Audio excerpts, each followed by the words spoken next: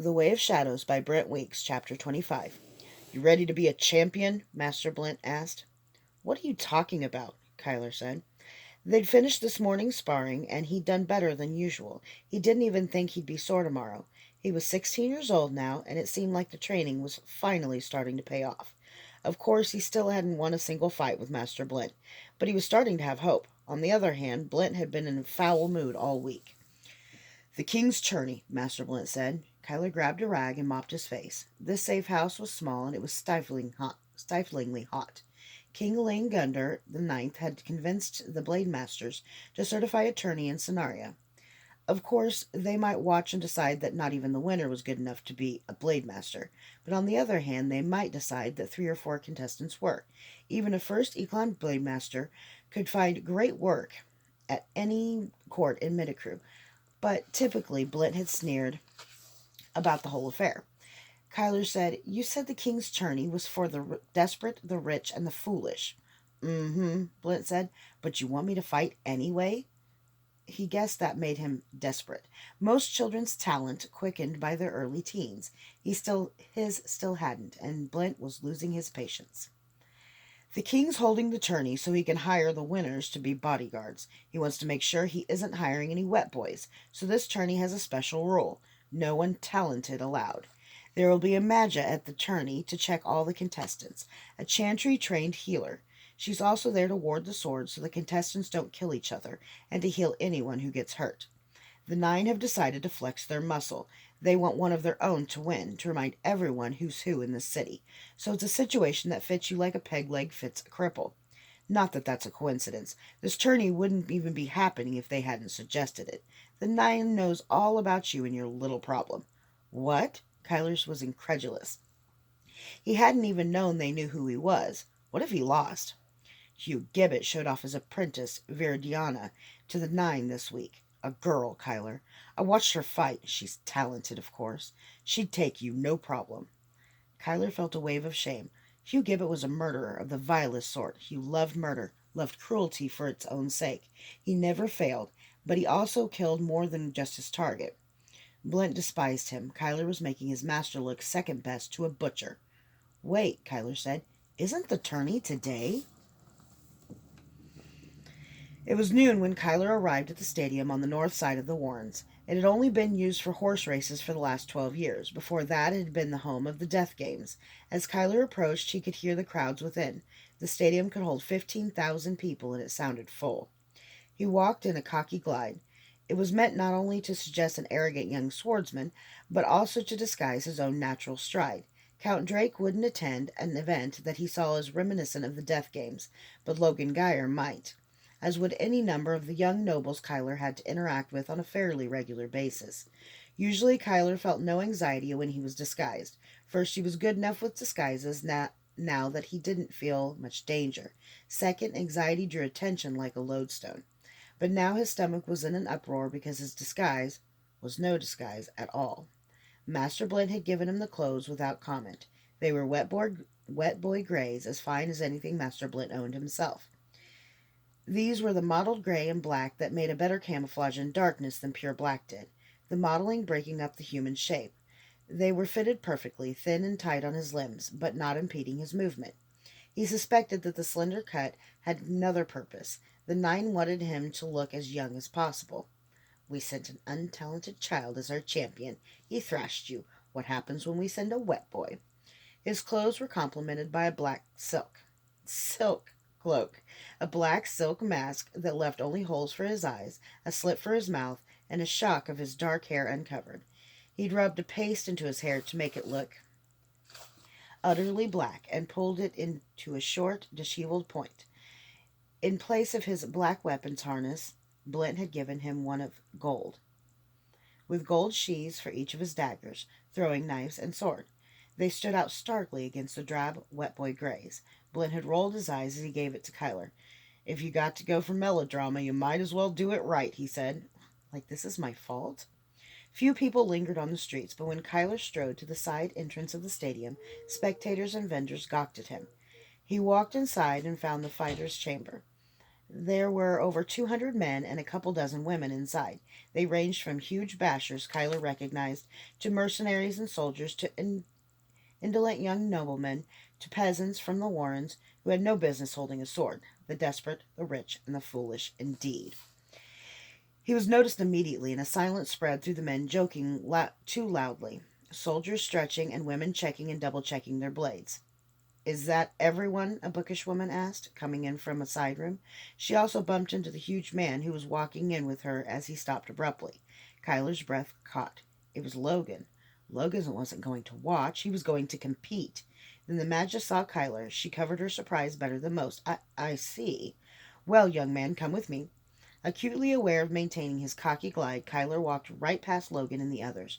It was oddly satisfying to hear whispers erupt behind him. The examination room had once been used to treat injured slave fighters. It had the feel of a room that had seen a lot of death. There were even gutters around at the base of each wall so blood could be washed away easily.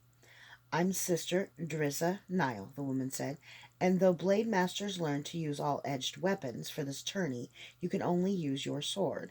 I'm going to have to ask you to remove your other weapons. Kyler gave her his best Durzo Blint stare. She cleared her throat. I suppose I could bind them magically to their sheaths. You won't be able to draw them for perhaps 6 hours when the weave dissipates. Kyler nodded acquiescence. As she muttered under her breath, wrapping weaves around each of his sheaths, he studied the brackets that had been posted on the wall. He found Logan quickly, then actually looked for a few moments for his own name. Like the 9 entered me under my real name. What am I listed as? Kyler asked. She paused and pointed. I'm going to go out on a limb and guess that's you. The name was listed as Kage. Drissa muttered, and an accent appeared out of nowhere over the E. Kage, the shadow. If the Sakage didn't send you, young man, you'd better find yourself a fast horse. No pressure. Kyler was just glad to see that he was in the opposite bracket from Logan. His friend had grown into his height. Logan Geyer was no longer clumsy. He had a huge reach and he was strong, but training for an hour every other day wasn't the same as training for hours every day under Master Blint's tutelage.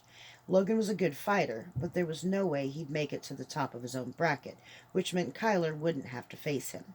Kyler drew his sword and Sister Nile warded it.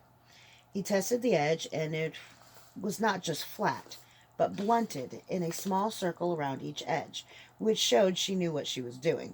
Even a practice sword could cut if you slice someone hard enough. At the same time, the weaves didn't appear to add any weight to the blade or to change how it traveled through the air. Nice, Kyler said. He was trying to be as laconic as Durzo, so he didn't give away his voice. Most of Kyler's voice disguises still made him sound like a child trying to sound like a man. It was more embarrassing than effective. The rules of the tourney are the first swordsman to touch his opponent 3 times wins. I've bonded a ward to each fighter's body that makes opponent's sword react. The first time you touch your opponent, your sword will glow red. Second, orange. Oh, sorry. The first time you touch your opponent, your sword will glow yellow. Second, orange. Third, red. Now the last thing, she said, making sure you have no talent. I'll have to touch you for this. I thought you could see. I can, but I've heard rumors of people being able to disguise their talent, and I won't break my oath to make sure this fight is fair, not even here, not even for the Sakage. Drissa put her hand on his hand. She mumbled to herself the whole time. As Blint had explained it, women needed to speak to use their talent, but apparently it didn't need to be comprehensible. She stopped abruptly and looked him in the eye. She chewed her lip and then put her hand back on his. That's no disguise, she said. I've never seen. Do they know? They must, I suppose, or they wouldn't have sent him. But what are you talking about? Kyler asked. Sister Nile stepped back reluctantly, as if she didn't appreciate having to deal with a human being when she had something far more interesting on her hands. You're broken, she said. Go to hell, she blinked. I'm sorry, I meant... People colloquially speak about having the talent as if it's simple, but it's not simple. There are 3 things that must all work together for a man or a woman to become a mage. First, there's your Glor Verdun, roughly your life magic. It's magic gleaned perhaps from your living processes, like we get energy from food, or maybe it's from your soul. We don't know, but it's internal. Half of all people have a Glor Verdun. Maybe everybody. Just in most, it's too small to detect. Second, some people have a conduit or a process that translates that power into magic or into action. It's usually very thin. Sometimes it's blocked.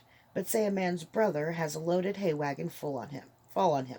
In that extremity, the man might tap his Gloravoiden for the only time in his life and be able to lift the wagon. On the other hand, men who have a Gloravoiden and a wide open conduit tend to be athletes or soldiers. They sometimes perform far better than the men around them, but then, like all others, it takes them time to recuperate.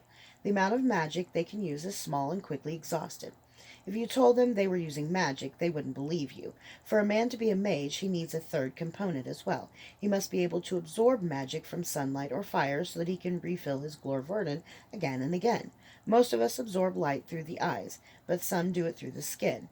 That is why we think Frikars Gorathi go into battle naked, not to intimidate their foes, but to give themselves access to as much magic as possible.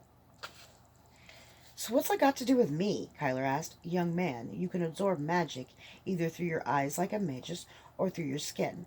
Your skin is practically glowing with it. I'd guess you would have a natural bent towards body magics. And your Glorvorden? I've never seen one like it. You could use magic for half the night and not be empty. It's perfect for a wet boy, but, she grimaced, I'm sorry. Your conduit. What, it's blocked? Is it bad?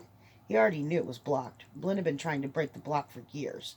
That also made sense of why Blint had made him lie out in the sun, or sit uncomfortably close to forge fires. He was trying to force an overflow of magic, so that Kyler couldn't help but use it. You have no conduit. Will you fix it? Money's no object, Kyler said, his chest tight. It's not a matter of drilling a hole. It's more like making new lungs. This is not something any healer in the Chantry has ever seen, much less tried to fix. And with a talent of your talent's magnitude, my guess is that the attempt would be lethal to you and the healer both. Do you know any magi who would risk their life for you? Kyler shook his head. Then I'm sorry. Could the Guardians help me? They have the best healers, don't they? I'm going to choose not to take offense at that, though most sisters would. I've heard wild stories from the men's green school. Not that I believe it, but I heard of a magus who saved a dying woman's unborn child by putting it in her sister's womb. Even if that's true. That's dealing with pregnancy, and we healers work with difficult pregnancies all the time. What you've got, we never seen. People come to us because they're sick. They bring their children to the chantry or one of the men's schools because they've set a barn on fire, or healed a playmate, or thrown a chair at someone's head using only their minds. People like you don't come to us. They just feel frustrated by life. Like they're supposed to be something more than they are, but they can never break through. Thanks, Kyler said. Sorry. So that's it. There's nothing for me? I'm sure the ancients could have helped you. Maybe there's some forgotten old manuscript in a guardian library that could help. Or maybe there's someone at the chantry who is studying talent disorders, and I simply don't know about it. I don't know. You could try. But if I were you, I wouldn't throw my life away looking for something you're never going to find. Make your peace with it. This time, Kyler didn't have to try. The Durzo Blink glare came to his eyes. No problem.